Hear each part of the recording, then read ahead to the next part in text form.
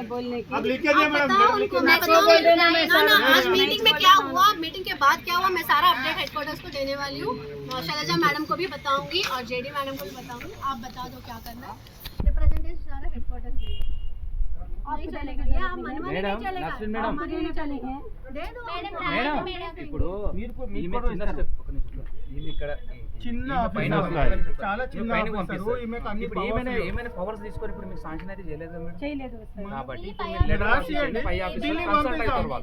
వాళ్ళు అయిన తర్వాత మీకు ఇన్ఫర్మేషన్ మీ డీటెయిల్స్ కూడా ఇవ్వండి ఫస్ట్ ఇన్ఫర్మేషన్ లెటర్ మేడం చేతికి ఇచ్చినాం సార్ మేడం అది ఫాస్ట్ ఇస్ ఫాస్ట్ మేడం మాట్లాడుతున్నాము సార్ మీరు ఇప్పుడు రాసియండి వేస్ట్ ఇప్పుడు ప్రెజెంటేషన్ తీసుకోండి 3 महीने छोड़ा सर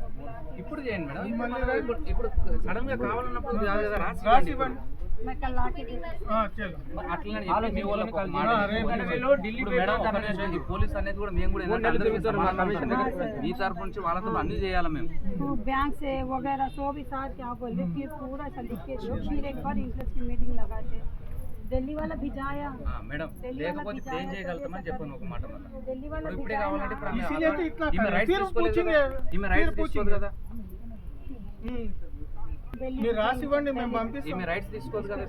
तो 1 वीक में निकलेंगे दिल्ली చెప్పండి మేడం चलो दिल्ली को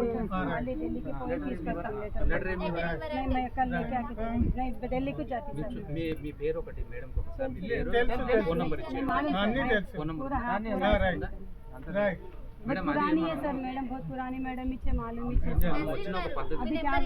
अभी क्या बताओ उन्होंने